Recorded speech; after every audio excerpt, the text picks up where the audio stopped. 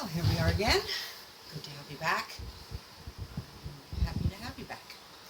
Today, as promised, we are going to go into a little bit of the medicine wheel, and I hope you enjoy this. So, bear with me as we trudge along through it, and I'll tell you something very special at the end of this video. Okay. The medicine wheel. All right.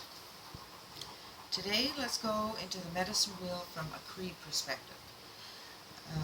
Every tribal clan has some differences, just a bit, but they all in all, they have the same meaning. Our belief system is based on the number 4, and no, you're not watching Sesame Street. In the culture, number 4 is sacred, and these are, okay, I'm going to start here. Okay, the directions, okay.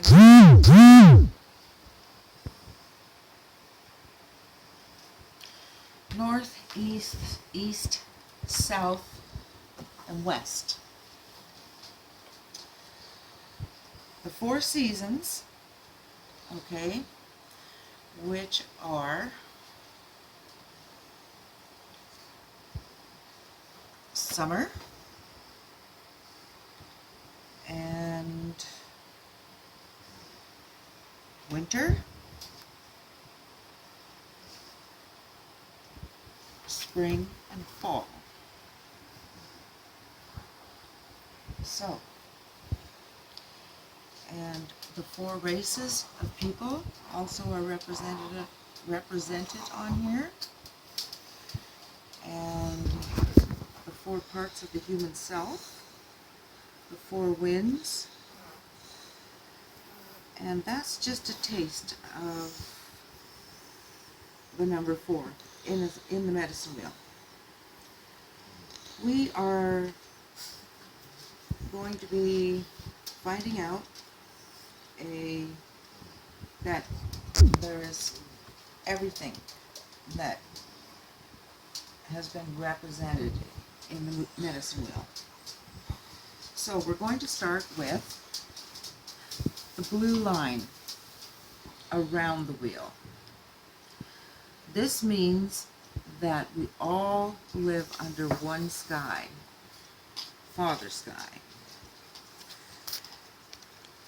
And then the green that comes in through here, and I forgot to mark the green in there, but it should be, so imagine it's there.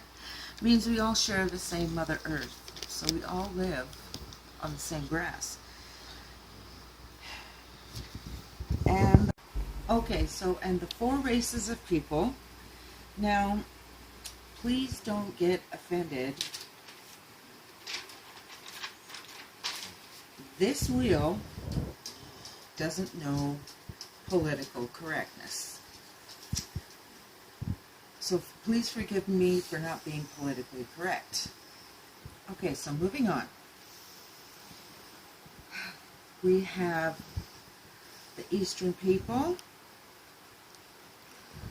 the red-skinned people, the black people, and the white people. And then, okay, so the north is the plant of sweet grass. It represents air and the stars, midnight, death, winter, and the intellect of the mind, and sacred animals. And then the east, of course, is the white willow fungus for the plant. The element is fire, and it represents the sun and the dawn and growth, which is spring, your emotions and your heartfelt emotions. And it represents minerals too. And then in the south we have the representative for sage, water, moon, noon, birth, and summer. So it all comes full circle to that. And usually, okay, which I haven't included, I just didn't have time today, but the inner circle will have a green circle in it. And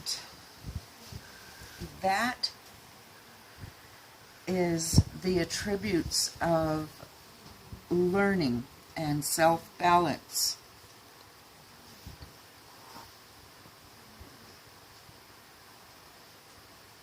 Oh, I missed one.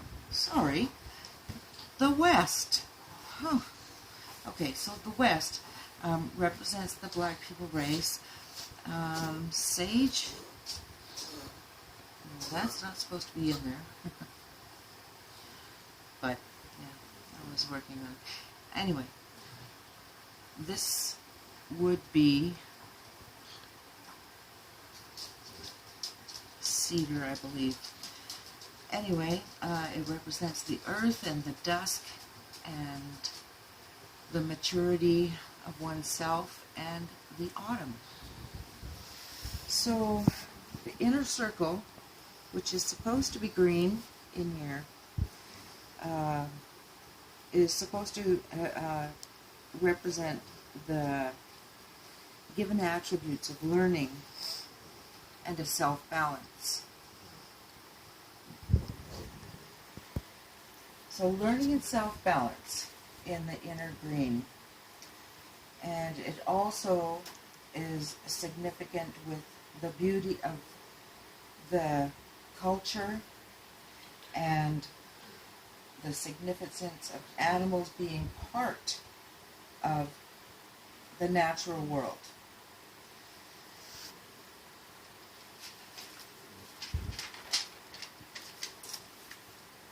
Okay, as you may have noticed, everything comes back full circle. And I'd like to quote Black Elk. And he says, everything an Indian does is in a circle, because the power of the world always works in circles, and everything tries to be round. Everything powerful of the world is a circle.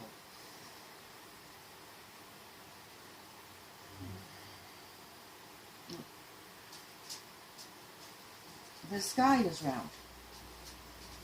I have heard the earth is round, like a ball. So are all the stars. Birds make their nests in circles, for their religion is the same as ours. The sun comes forth and goes down again in a circle. The moon the same, and they are both round. Even the seasons form a great circle in their own changing and always come back again.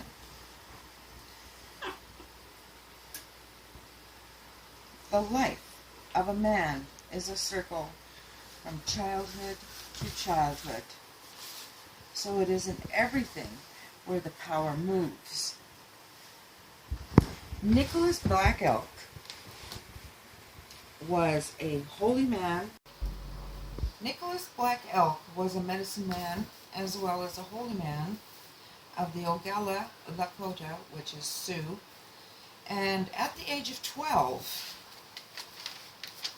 he participated in the Battle of Little Bighorn of 1876 and was wounded, actually, in the massacre that occurred in Wounded Knee in 1890. He has many quotes that I can relate to, and I am so grateful that these quotes were recorded so we may learn from them. He was a beautiful man. Now, coming back to the medicine wheel, every clan or tribe does have a medicine wheel, and I think I said this before. Some differ, but not a lot, and it basically means the same thing. Some will have different animals in them, some will have different smudgings in them, some will have their guides. their protectors, their totems in there. Um, and really, this circle represents a safe place. You know, your blue, your sky is wrapped around you like a blanket of warmth, right? The green means that everything in the earth is living and breathing. Are you shooting at me?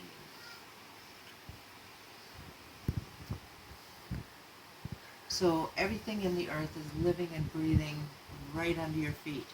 We believe that everything has a spirit. Not just us, but our animals.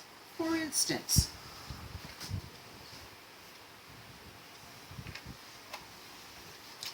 here's the new girl in our life. Her name is Andy. And her little spirit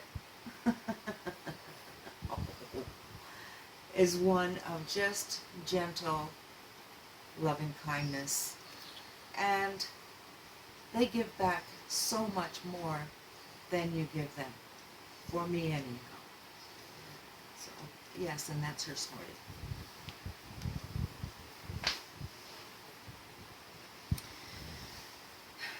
So everything in of the earth, even if it's a stone, it all comes part of the earth. And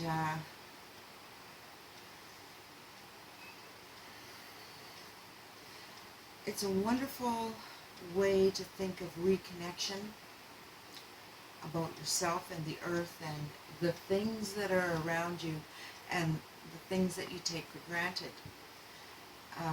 You will notice that I usually smudge with my left hand. I will, do this quite a bit. That's my circle. But the left part of your body is, the elders teach that you should use the left hand to smudge and to, hold some precious item. It might be a stone that you're grounded to or something else, because your left hand leads directly to your heart. Now, when we say, and I've done this to my sisters, we always say, Indian hug. And what that is a chest-to-chest heart, which each individual has their heart on the other. And that's very sacred and special. You will find out more that I love to joke, I love to laugh. I'm not just serious and, all, okay, let's go scalp them. No, that's that, I love to laugh, and I am very blessed with a husband who allows me to do that. We tease each other all the time. We have fun. And our kids, well, yeah, a lot like us. So, it feels healthy and balanced and to take this step for me, because it was a hard one. It really was. I lost my aunt 3 years ago. 3 or 4 years ago now. And her and I were so close. And even as I speak of her, I feel my heart ache and my spirit. But I know she visits and I know she comforts in her way, and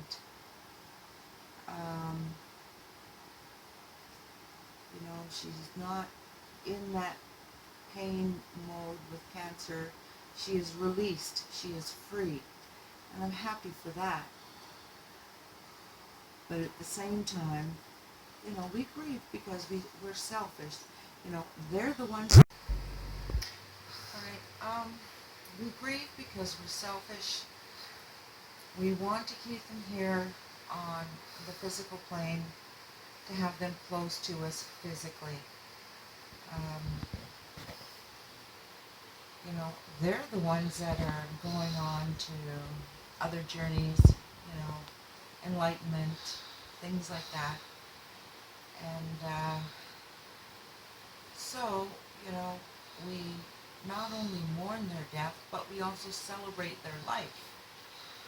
And my aunt played a big part in my life. She was my mother figure. She was my aunt. She was a teacher, an elder, and just a beautiful woman. Something that I'm aspiring to be. So, when we come to that part in our lives when, people are taken from us and they cross over, we got to learn to accept that they're gone from the physical plane, but they're still here in the spiritual form. And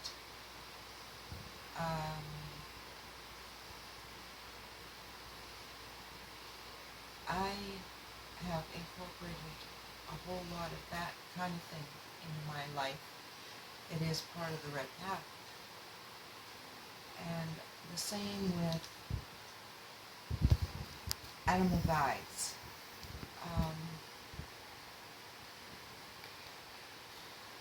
My guides are the deer,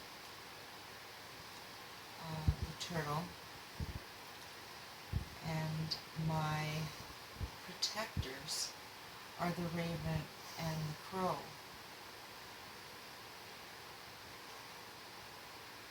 And I've always been taken care of.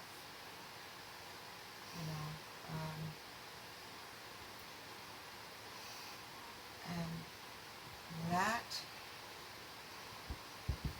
is very sacred to me. So every Aboriginal person has their totem, has their guides, has their protectors, and they just need to be shown sometimes how to recognize them and how to call on them for help. And of course we can call at any time to the Creator and the ancestors for help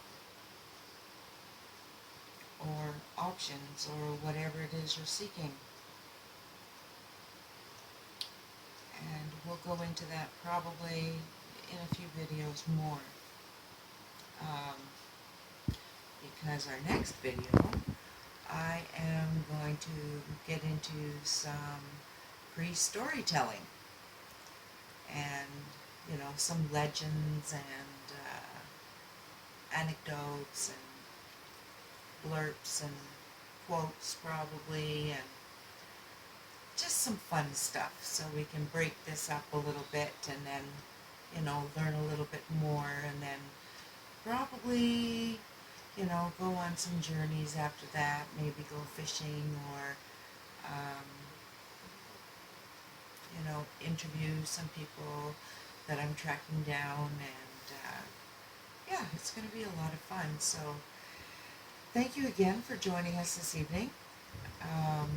My email is still venuslittlefeather@gmail.com.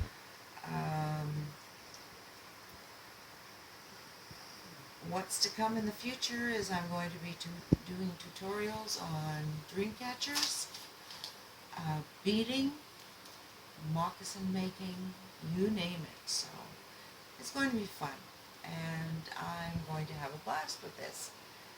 So please come back, I urge you. And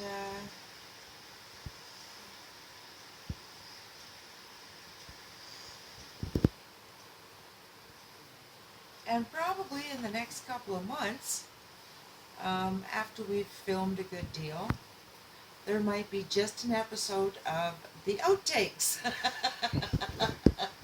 So be sure to watch for that, because yes, um,